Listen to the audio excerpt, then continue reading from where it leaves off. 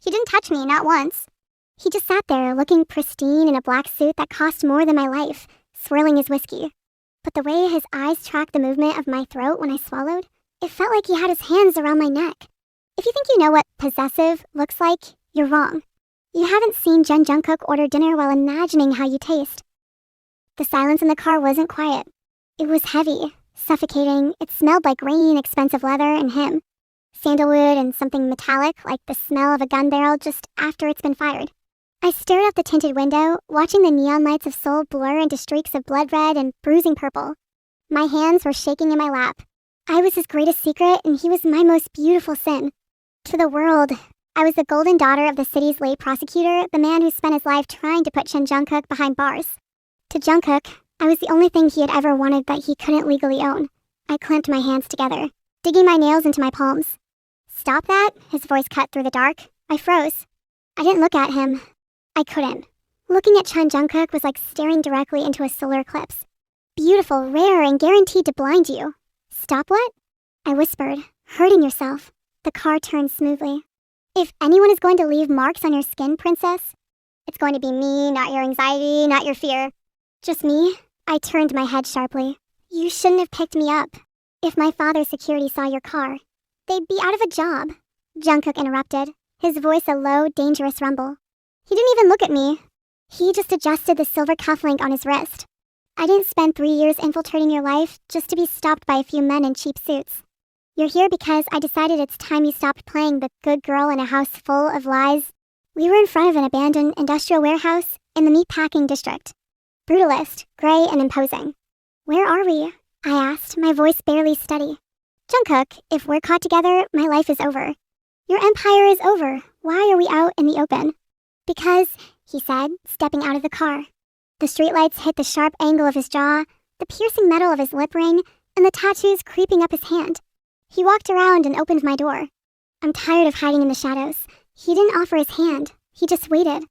A predator waiting for the rabbit to hop out of the hole. I stepped out, the silk slip dress he sent me clinging to my skin like a second, more scandalous layer. "Jungkook, please," I murmured as we walked toward the heavy iron door. I don't know what I am exactly begging for. People will see. Someone will recognize me. He turned slowly, boxing me in against the cold, rough brick wall. He leaned down, his lips brushing the shell of my ear, his scent overwhelming my senses. "Let them see," he hummed, the vibration traveling down my spine. "Let them see exactly who owns the air you breathe, princess. I'm done hiding the only thing that makes me feel human." He pushed the door open. Inside was a hidden world, a black marble omakase bar. Silent, deadly, exclusive, only 8 seats. As we sat down, the static in the air was thick enough to taste. A young waiter, looking far too innocent for this place, approached us. He smiled at me, a warm, boyish smile that felt like sunlight. "Good evening, miss," the waiter said, his eyes lingering on my collarbone down 5 on my chest.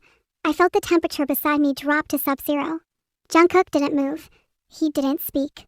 He just tapped his heavy platinum ring against the marble. Click, click. The waiter's smile died. He looked at Jungkook and visibly swallowed. "Can I get you started with the menu, sir?"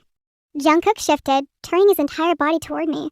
He draped an arm over the back of my chair, his fingers idly playing with the thin silk strap of my dress. It was a claiming gesture. Primal. "She doesn't need a menu," Jungkook said. His voice was calm, but it was the calm before a tsunami. "She has very specific tastes." "Oh," the waiter stammered, his pen shaking over his notepad. Then, "What are your orders, sir and ma'am?" Jungkook's eyes darkened.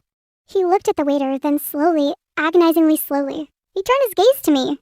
His eyes dropped to my lips, then my throat, then my chest marking every inch of me as his territory. He licked his lip ring, his pupils blown so wide they swallowed the iris. "She have whatever I'm having." The waiter looked confused, looking between us. "And what exactly are you having tonight, sir?" Jungkook leaned in until his chest was pressing against my shoulder, his voice dropping to a ghost of a whisper that echoed in the silent room. "I'm having her," I gasped, my heart leaping into my throat. The waiter froze, his face turning paper white. Jungkook didn't look away from me. His gaze was a promise of a fire I wasn't sure I'd survive. "And I don't like to share my meals," Jungkook added, his eyes flashing a warning. "Run along." Before I lose my patience, the waiter blinked, once, twice. The color drained from his face so fast he looked like a ghost.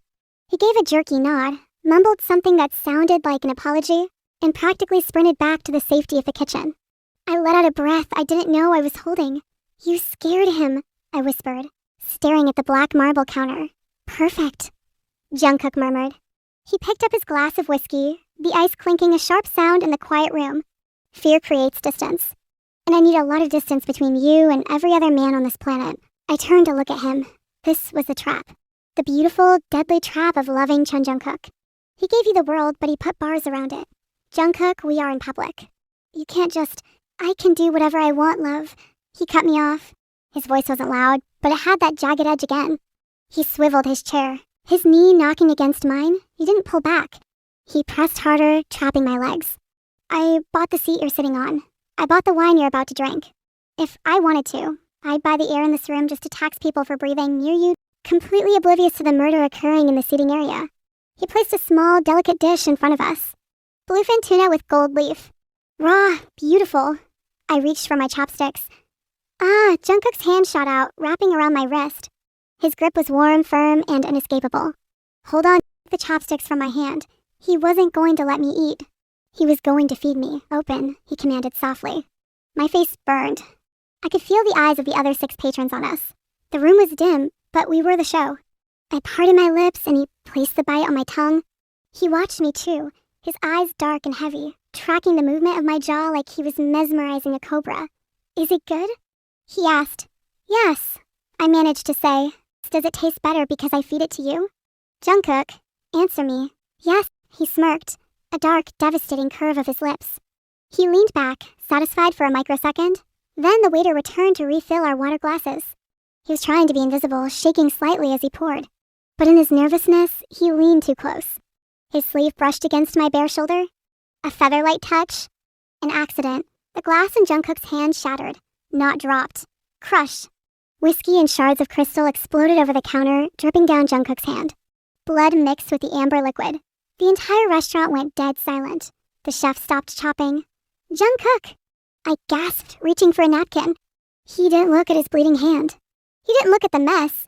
He looked at the waiter. If looks could kill, the waiter would have been dust on the floor. "You touched her," Jungkook said. His voice was terrifyingly calm.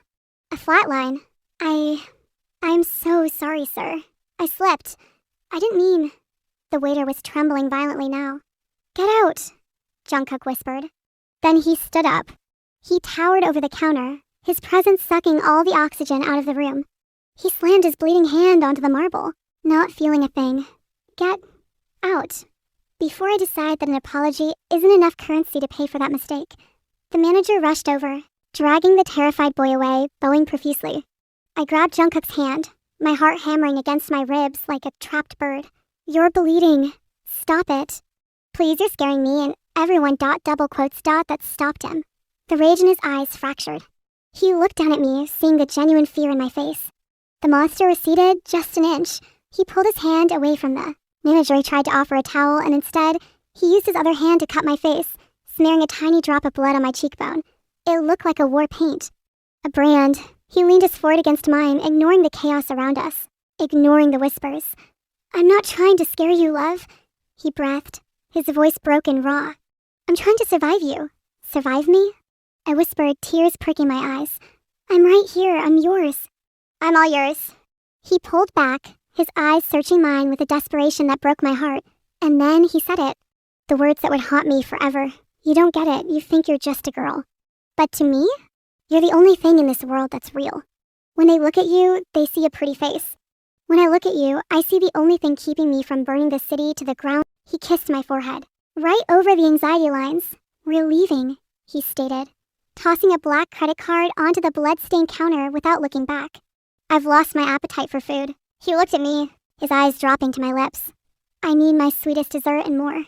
The drive back to the penthouse was silent, heavy with unspoken things. Jungkook drove with one hand, the uninjured one. The other rested on the center console, wrapped in a crude handkerchief I tied around it. Blood blossomed through the white fabric like a dark flower. We took the private elevator directly to the top floor. The doors slid open to his sanctuary. Floor-to-ceiling glass overlooking the Seoul skyline, cold marble floors, and emptiness. It was a castle, but it felt like a cage. Until I walked in. "Sit," I ordered softly, pointing to the velvet couch. For the first time, the predator listened. Jungkook sat, his shoulders slumping just a fraction. He looked exhausted. Not physically, but deeply, spiritually tired. I went to the bathroom, grabbed the first aid kit, and kneeled between his legs. "Give me your hand." He extended his injured hand. I unwrapped the cloth. The cut was deep, slicing across his palm, the lifeline severed by his own rage. I dabbed antiseptic on the wound. He didn't flinch. He didn't even blink. He was just watching me. Studying my eyelashes, the curve of my nose, the way my breath hitched when I touched his skin. "Why do you do it?"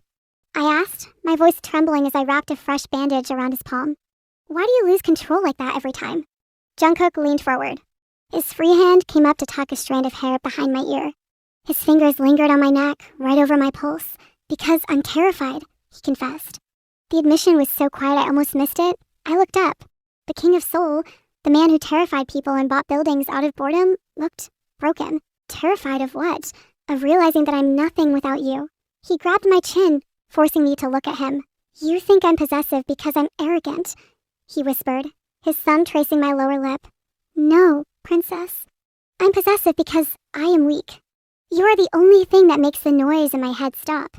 When that waiter looked at you, for a second, I felt like he was trying to steal the only air I have left.